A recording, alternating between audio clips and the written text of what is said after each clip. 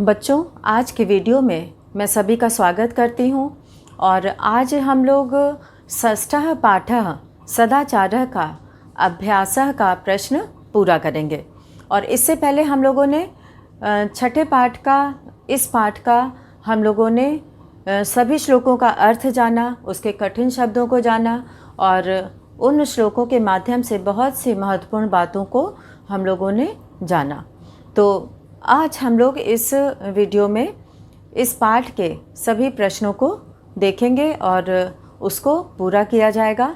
तो सभी बच्चे अपनी रुचिरा भाग 2 ये किताब ले लेंगे और उस पर हम लोग देखेंगे पहले प्रश्न में क्या कहा गया है और उसके बाद वाले प्रश्न में क्या कहा गया। तो बच्चों शुरू करते हैं रुचिरा द्वितीय भाग का षष्ठः पाठः सदाचारः का अभ्यास। तो ये हम लोग देखेंगे, इसमें है पेज नंबर है 32 और इसमें पहला प्रश्न दिया है सर्वान श्लोकान सस्वरम गायत। सभी श्लोकों को सस्वर गाना है। बच्चे इसे अपने से तैयार करेंगे, इसे शुद्ध उच्चारण के साथ पढ़ेंगे, बोलेंगे और इसे एक गाने की तरह जैसे गीत गाया जाता है वैसे इसे गाने का प्रयास करेंगे। और अब हम लोग देखते हैं इसमें दूसरा प्रश्न। और दूसरे प्रश्न में कहा गया है कि उपयुक्त कथनानाम समक्षम आम और अनुपयुक्त कथनानाम समक्षम न इति लिखत। यानी कि जो उपयुक्त यानी जो सही है उसके आगे आम लिखना है। आम का अर्थ होता है हाँ, और जो अनुपयुक्त है उसके आगे लिखना है न। तो इस तरह से इस प्रश्न में हम लोग सबसे पहले दिए गए वाक्य को समझेंगे कि उसमें जो कथन कहा गया है वह उचित है या अनुचित, सही है या गलत है। और फिर हम लोग उस प्रश्न उस वाक्य का जो है बॉक्स में उत्तर भरेंगे। तो सबसे पहले हम लोग क वाला वाक्य पढ़ते हैं और इसमें लिखा है प्रातः काले ईश्वरम स्मरेत। प्रातः काल ईश्वर का स्मरण करना चाहिए। तो इसमें जो है ये इस पाठ में श्लोक में ये वाक्य भले ही नहीं आया हो, ये शब्दांश भले ही ना हो, लेकिन इसमें जो कथन है वह उपयुक्त है, सही है। तो प्रातः काले ईश्वरम स्मरेत ये सही कथन है। तो इसमें हम लोग लिखेंगे आम। यहाँ पे आम लिखते समय ध्यान देना है कि इसमें जो है वो हल लगाया जाता है और ये हलंत शब्द है। तो सबसे पहले हम लोग यहाँ पे लिखेंगे उत्तर 2 का क और इसमें लिखेंगे आम, अर्थात ये सही है। और फिर हम लोग दूसरा वाक्य देखेंगे कि उसमें कही गई बातें उपयुक्त हैं या अनुपयुक्त। तो इसमें दूसरे में लिखा है अनृतम ब्रूयात, यानी कि झूठ बोलना चाहिए। अनृतम का अर्थ होता है झूठ और ब्रूयात मतलब बोलना चाहिए। तो यहाँ पे ये उपयुक्त कथन नहीं है, इसलिए हम लोग इसमें न लिखेंगे।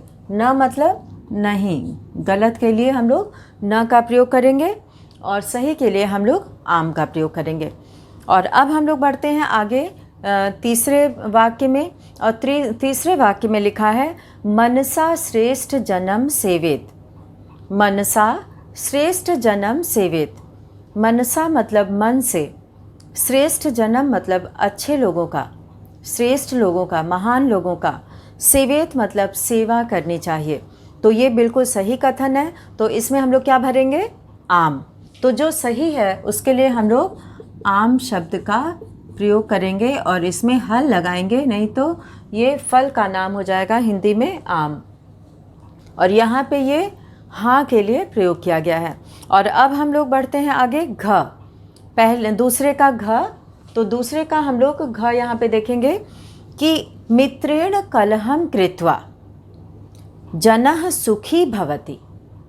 सभी बच्चे वाक्य पे ध्यान देंगे, ध्यान से सुनेंगे कि मित्रेण कलहम कृत्वा जनः सुखी भवति। मित्र से कलह करके, झगड़ा करके, जनः मतलब लोग, सुखी भवति सुखी होते हैं। तो ये गलत कथन है। मित्र से झगड़ा करके कोई भी सुखी नहीं होता है। तो यहाँ हम लोग भरेंगे न। तो न का प्रयोग करेंगे यहाँ पे कि मित्र से कलह करके कोई भी सुखी नहीं होता है। और अब है अंग स्वः कार्यम अद्य कुर्वीत। कल का काम आज करना चाहिए।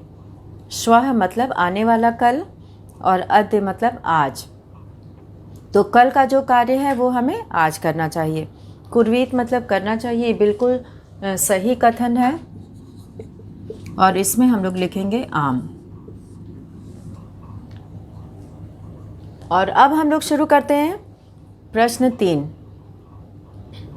एक पदेन उत्तरत। एक पद में उत्तर दीजिए। इसमें हम लोग पहला प्रश्न देखेंगे कि कह न प्रतीक्षते। कौन प्रतीक्षा नहीं करता, कौन इंतज़ार नहीं करता। तो इसमें जो मृत्यु है वो किसी की प्रतीक्षा नहीं करती। काम हुआ है या नहीं हुआ है, हमारा कार्य पूरा हुआ है कि नहीं हुआ है, तो इसके लिए मृत्यु कभी भी प्रतीक्षा नहीं करती। तो यहाँ पे हम लोग लिखेंगे मृत्यु। तो उत्तर 3 में क में आ जाएगा। तो एक पदेन उत्तरत है यहाँ पे, तो एक पदेन उत्तरत में हम लोग यहाँ पे लिखेंगे मृत्यु। एक पदेन उत्तरत का मतलब होता है एक पद में उत्तर दीजिए। और अब हम लोग देखेंगे ख। सत्यता कदा व्यवहारे स्यात्। व्यवहार में सत्यता कब होनी चाहिए। सत्यता कदा मतलब कब, व्यवहारे स्यात् व्यवहार में होना चाहिए। तो हमेशा, सर्वदा। तो सर्वदा का मतलब है यहाँ पे हमेशा। अब हम लोग ग वाला देखेंगे। किम ब्रूयात, क्या बोलना चाहिए। तो प्रिय सत्यम, अच्छा लगने वाला सत्य। प्रिय सत्यम ब्रूयात। तो यहाँ पे एक पदेन उत्तरत है ये, तो हम लोग लिखेंगे प्रिय सत्यम, यानी कि प्रिय लगने वाला सत्य।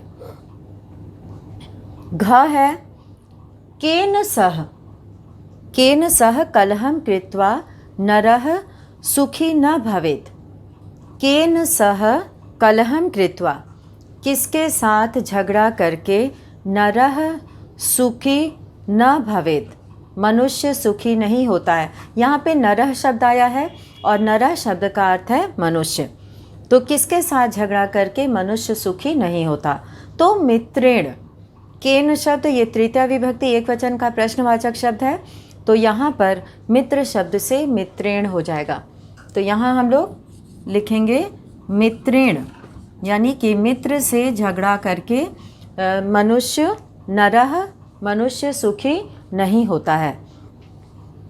और अब हम लोग इसी का तीसरे का पांचवा देखेंगे, पांचवा प्रश्न, कि इसमें पूछा गया है अंग में कि कह महारिपुः। कौन सबसे बड़ा रिपुः मतलब शत्रु है। महारिपुः, कौन सबसे बड़ा महान रिपु है। अस्माकं शरीरे तिष्ठति, हमारे शरीर में रहने वाला। अस्माकं शरीरे तिष्ठति, हमारे शरीर में रहने वाला सबसे बड़ा शत्रु कौन है। कह, कह का प्रयोग यहाँ पे कौन के लिए आया है। तो यहाँ पर शब्द आएगा आलस्य। तो आलस्य जो है वो सबसे बड़ा शत्रु है। तो आलस्य ये सबसे बड़ा शत्रु है, आलस्य। तो यहाँ पे हम लोग आलस्य को सबसे बड़ा शत्रु कहा गया है। और अब हम लोग यहाँ पे करेंगे चौथा प्रश्न देखेंगे। और चौथे प्रश्न में लिखा है कि रेखांकित पदानि आधृत्य, रेखांकित पद के आधार पर प्रश्न निर्माणम कुरुत। रेखांकित पदानि आधृत्य प्रश्न निर्माणम कुरुत। तो ये सभी ने नोट कर लिया होगा, सभी को ये समझ में आ गया है। तो अब हम लोग अगले प्रश्न की ओर बढ़ेंगे। तो अगले प्रश्न में हम लोग देखेंगे कि किस तरह से पूरे वाक्य में यहाँ पे उत्तर देना है। और इसमें हम लोग देखते हैं कि प्रश्न निर्माण रेखांकित पद के आधार पर प्रश्न निर्माण करना है और ये पूरे वाक्य में लिखा जाएगा। केवल जो रेखांकित शब्द है वो शब्द बदलकर उसकी जगह पर प्रश्नवाचक शब्द लिखा जाएगा। ये प्रश्न के अनुसार इस वाक्य के अनुसार हम लोग लिखेंगे। तो यहाँ पे मृत्यु न प्रतीक्षते, मृत्यु प्रतीक्षा नहीं करती है, तो यहाँ पे मृत्यु की जगह पर आ जाएगा कह। तो यहाँ पे हम लोग तीसरा प्रश्न हो चुका है, वो इससे पहले हम लोगों ने तीसरे प्रश्न को किया था और अब हम लोग यहाँ पे चौथा प्रश्न करेंगे।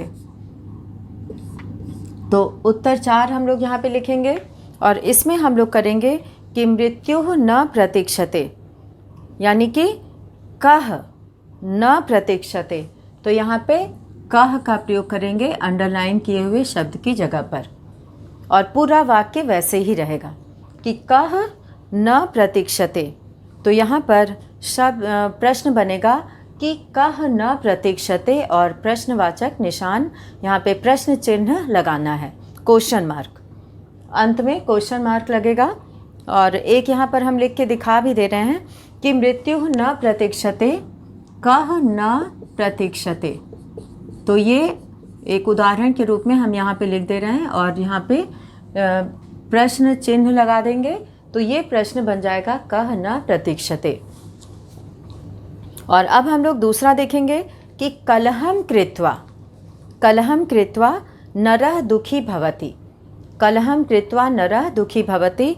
तो यहाँ पे कलहम की जगह पे आ जाएगा, इसका अर्थ है कि क्या करके मनुष्य दुखी होता है, तो कलहम कृत्वा।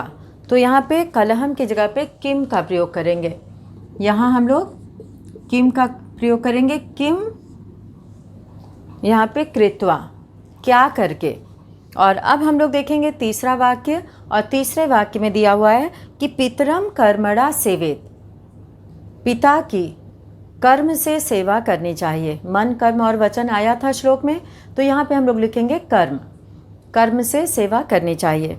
तो यहाँ पे पितरम की जगह पे हम लोग लिखेंगे कम, अर्थात किसकी, कर्मणा।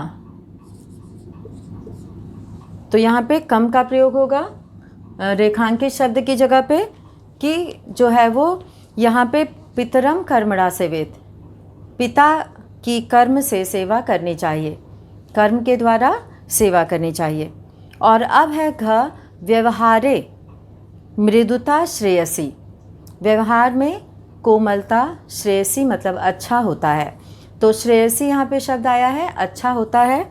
तो यहाँ पे व्यवहारे मृदुता, व्यवहार में क्या अच्छा होता है, तो यहाँ पे का प्रयोग होगा, मृदुता की जगह पे यहाँ पे का प्रयोग लिखेंगे। और अब है चौथे प्रश्न का अंग कि सर्वदा व्यवहारे ऋजुता विधेया, हमेशा व्यवहार में जो है वो ऋजुता यानी कोमलता, यहाँ पे सरलता, ऋजुता यानी कि सरलता होनी चाहिए। तो सर्वदा व्यवहारे ऋजुता विधेया, सर्वदा मतलब हमेशा, व्यवहार में जो है वो सरलता होनी चाहिए। और इसमें सर्वदा शब्द रेखांकित किया गया है और सर्वदा शब्द की जगह पर लिखेंगे कदा। तो यहाँ पे रेखांकित शब्द की जगह पर आ जाएगा कदा, और बाकी सभी शब्द वैसे ही रहेंगे और अंत में प्रश्न चिन्ह यहाँ पे लगाना है। जब वाक्य पूरा होगा तो अंत में प्रश्न चिन्ह लगाना है। तो इस तरह से ये प्रश्न निर्माण कुरुत वाला, प्रश्न निर्माणम कुरुत रेखांकित पदानि आधृत्य प्रश्न निर्माणम कुरुत, तो ये प्रश्न का सबका उत्तर हुआ। तो सभी विद्यार्थी इसमें इन प्रश्नों की सहायता से, इन शब्दों की सहायता से वो अपना वाक्य बनाएंगे और प्रश्न चिन्ह लगाएंगे। और अब हम लोग देखते हैं पांचवा प्रश्न। ये पांचवा प्रश्न सभी ध्यान से सुनेंगे कि प्रश्न मध्ये त्रीणि क्रियापदानि सन्ति। ये यहाँ पे दिया हुआ है, एक चक्र बना हुआ है और चक्र के बीच में लिखा है ब्रूयात, सेवेत और स्यात। तो यहाँ पे हम लोग ये लिखेंगे तीनों शब्दों का अर्थ, और सभी छात्र इसको खुद से भी बना सकते हैं वाक्य। और इसमें जो बीच में लिखा हुआ है 3 शब्द, जिसमें लिखा है पहला ब्रूयात। ब्रूयात का अर्थ है बोलना चाहिए, ब्रूयात मतलब बोलना चाहिए। और उसके बाद लिखा है सेवेत। सेवेत का अर्थ है सेवा करना चाहिए। सेवेत है यहाँ पे, सेवेत का अर्थ है सेवा करना चाहिए। सेवा करना या सेवा करनी दोनों के लिए ही इसका प्रयोग होता है, सेवा करना चाहिए। और अब है यहाँ पर स्यात्, और स्यात् का अर्थ होता है होना चाहिए। तो स्यात् का मतलब है होना चाहिए। अब इनका प्रयोग हमें वाक्य के अंत में करना है। जितने भी वाक्य दिए हुए हैं उसमें अंत में हमें इसका प्रयोग करना है। तो इसमें सबसे पहले वाक्य दिया हुआ है, हम लोग यहाँ से शुरू करेंगे। ऊपर वाला जो वाक्य दिया हुआ है राइट साइड से हम लोग शुरू करेंगे इसको, और सभी बच्चे देख रहे होंगे कि वाक्य लिखा है मनसा मातरम पितरम च। एक वाक्य हम यहाँ उदाहरण देकर बता देते हैं कि इसमें किस तरह से हम लोग यहाँ से पहला वाक्य बनाना शुरू करेंगे। अब इसमें जो प्रश्न दिया है, सबसे पहले हम लोग उस प्रश्न को जानेंगे कि प्रश्न मध्य मतलब प्रश्न के बीच में त्रीणि क्रियापदानि सन्ति, 3 क्रियापद हैं, ब्रूयात्, सेवेत, स्यात्। ये जो है वो क्रियापद है। ब्रूयात् बोलना चाहिए, सेवेत सेवा करनी चाहिए, और स्यात् मतलब होना चाहिए। ये 3 क्रिया शब्द हैं और वाक्य के अनुसार हमें सही क्रिया का प्रयोग करना है। तो सबसे पहले हम लोग यहाँ से वाक्य बनाना शुरू करेंगे, और उसके आगे लिखा है कि प्रश्न मध्य त्रीणि क्रियापदानि सन्ति तानि प्रयुज्य, उसको प्रयोग करके, प्रयुज्य मतलब प्रयोग करके, सार्थक वाक्यानि रचयत, सार्थक वाक्य बनाना है। सार्थक वाक्य का मतलब होता है ऐसा वाक्य जिसका कि कोई अर्थ हो। तो इस तरह से एक सार्थक वाक्य हमें इन सभी, इसमें पूरे 8 वाक्य लिखे हुए हैं, और उन सब से हमें 8 वाक्यांश हैं, और उसके अंत में इनमें से कोई एक जोड़कर हमें वो वाक्य पूरा करना है और लिखना है। तो नीचे उसके लिए जगह भी बनी हुई है। तो सभी छात्र जो है वो इसी पुस्तक में इस प्रश्न को पूरा करेंगे। तो इसमें हम लोग सबसे पहले चलते हैं, पहला वाक्य बनाएंगे। एक उदाहरण के लिए हम बता दे रहे हैं, और उसके आगे का सभी छात्र अपने से इसको खोज के करेंगे। तो मनसा मातरम पितरम च, ये पहला वाक्य हम लोग ले रहे हैं। तो इसके बाद हम लोग फिर उसके नीचे का वाक्य लेंगे। तो यहाँ पे हम लोग लिखेंगे कि मनसा मातरम पितरम च, मनसा मातरम पितरम च। मनसा मतलब मन से, मातरम पितरम च, माता और पिता की क्या करनी चाहिए। सबसे पहले हम देखेंगे ब्रूयात् है, बोलना चाहिए। तो ये तो यहाँ पे सही वाक्य नहीं बनेगा, सार्थक वाक्य नहीं बनेगा। सेवेत मतलब सेवा करनी चाहिए। मनसा मातरम पितरम च, सेवा करनी चाहिए, यहाँ पे करनी कर देते हैं, सेवा करनी चाहिए। तो मनसा मातरम पितरम च, ये सही वाक्य है, ये सही शब्द है इस वाक्य के लिए। तो ये समुचित शब्द का प्रयोग हम लोग यहाँ पर करेंगे सेवेत। तो जब हम यहाँ सेवेत लिखेंगे तो ये एक सार्थक वाक्य बन जाएगा। ये क्या बन जाएगा? सार्थक वाक्य बनेगा। और इसका मतलब है कि यहाँ पर मन से माता और पिता की, च का प्रयोग संस्कृत में बाद में होता है, मन से माता और पिता की सेवेत मतलब सेवा करनी चाहिए। तो ये एक पहला वाक्य बन गया। और फिर हम लोग इसी एक चक्र की तरह चलेंगे। अब ऊपर से फिर हम लोग नीचे की ओर आएंगे। सत्यम प्रियम च, सत्यम सत्य सत्यम प्रियम च, प्रियम च, सत्य और प्रिय क्या करना चाहिए? बोलना चाहिए। तो ब्रूयात् शब्द का यहाँ पे प्रयोग करेंगे। तो इस तरह से यहाँ ब्रूयात् शब्द आएगा और सार्थक वाक्य बनेगा सत्यम प्रियम च ब्रूयात्। और अब हम सभी वाक्यों का अर्थ बता रहे हैं और सभी बच्चे इसे ध्यान से सुनकर उसके साथ सही शब्द का प्रयोग करेंगे। तो अब हम लोग उसके नीचे आते हैं। वाचा गुरुम, वाचा मतलब वाणी से, गुरुम मतलब गुरु की, वाणी के द्वारा गुरु की क्या करनी चाहिए? सेवा करनी चाहिए। तो यहाँ पे सेवेत शब्द का प्रयोग करेंगे। और फिर उसके बाद हम लोग उसके नीचे चलते हैं।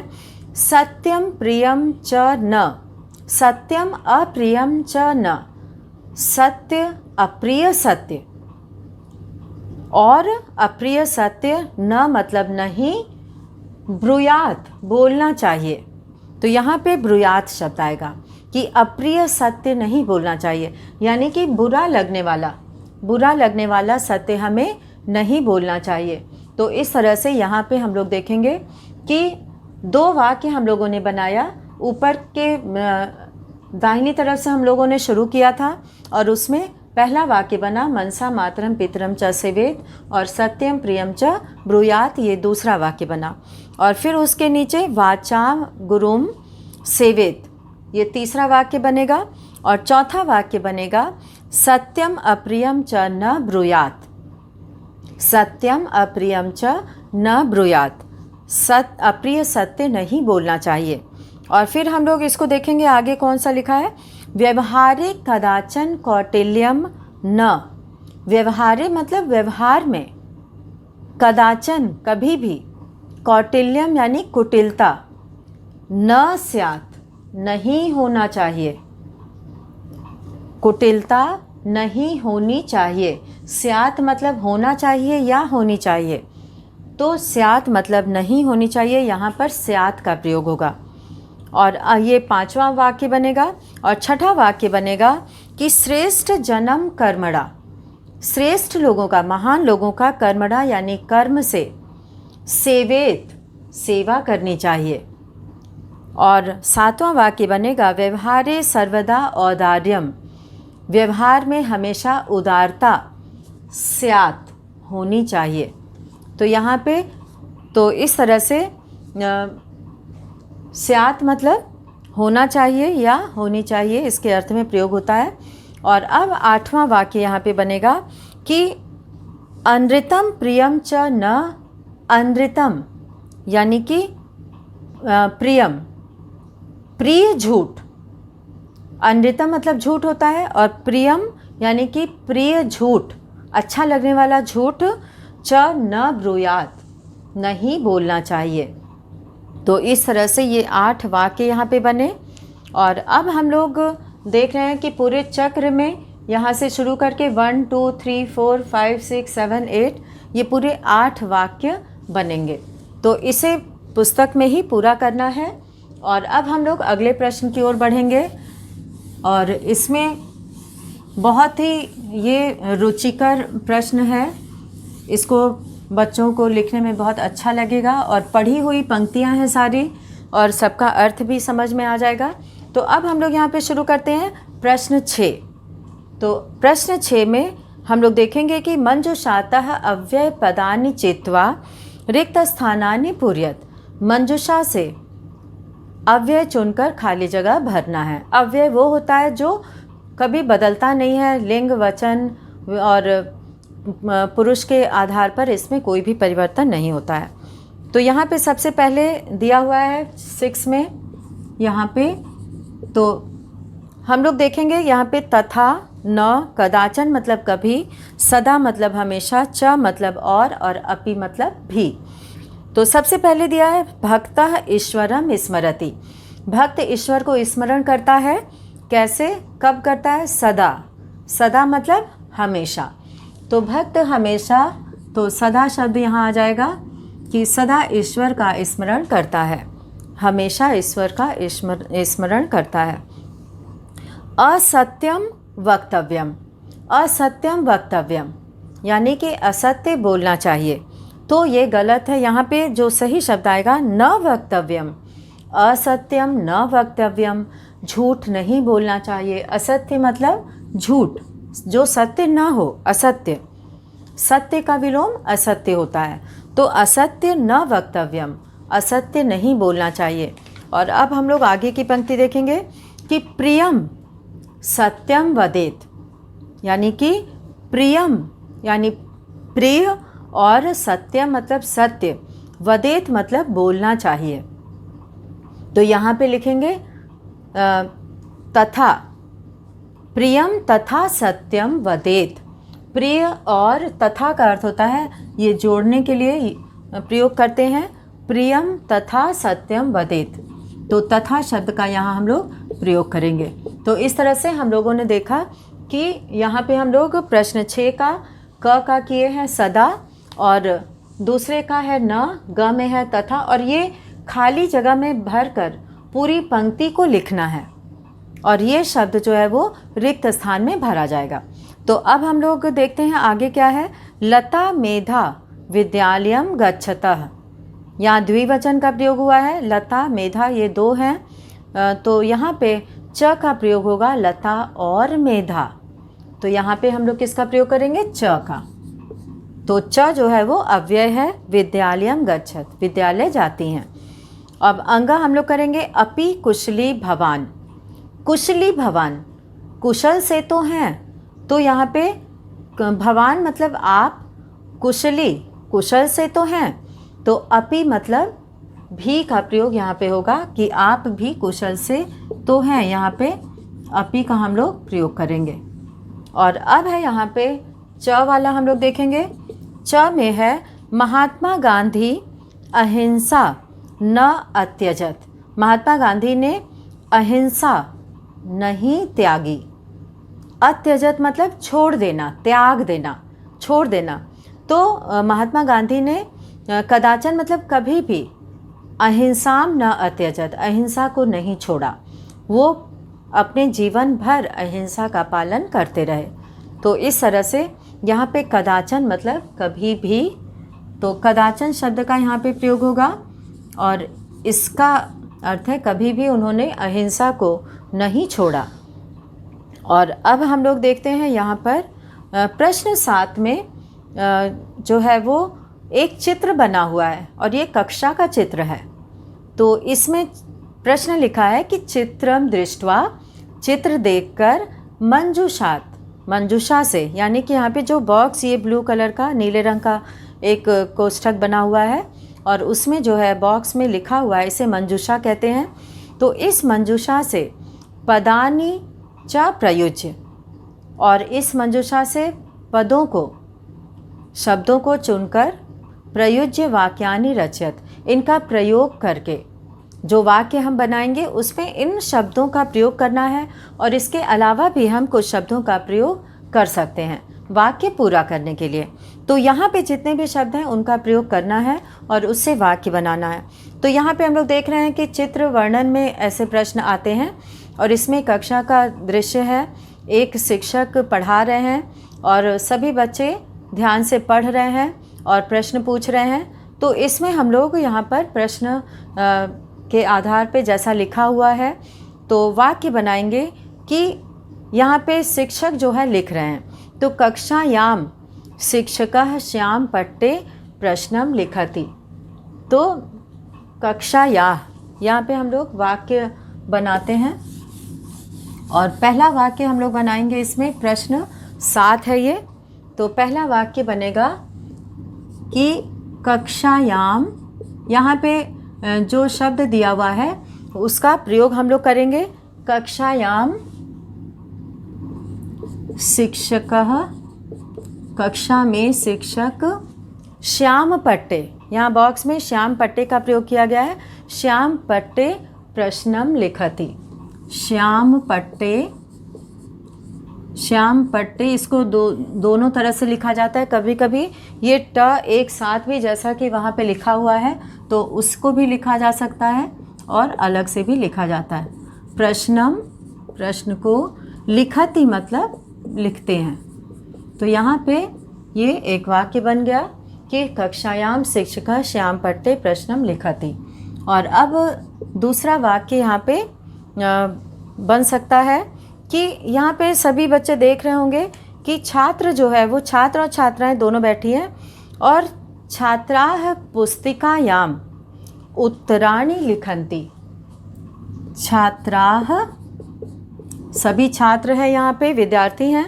पुस्तिकायाम, पुस्तिकायाम, पुस्तिकायाम उत्तराणि, उत्तराणि मतलब उत्तर, लिखन्ति, उत्तराणि लिखन्ति बहुवचन है, तो इसलिए यहाँ पे लिखन्ति शब्द यहाँ पे दिया भी हुआ है, उसका प्रयोग भी करना है, तो लिखन्ति। अब हम लोग तीसरा वाक्य बनाएंगे कि अब यहाँ पे दिख रहा है कि कुछ छात्र जो है वो श्याम पट्ट की ओर देख रहे हैं। तो केचन छात्रा श्याम पट्टम यहाँ पे पश्यन्ति। केचन छात्रा, कुछ छात्र, केचन छात्राः श्याम पट्टे पश्यन्ति।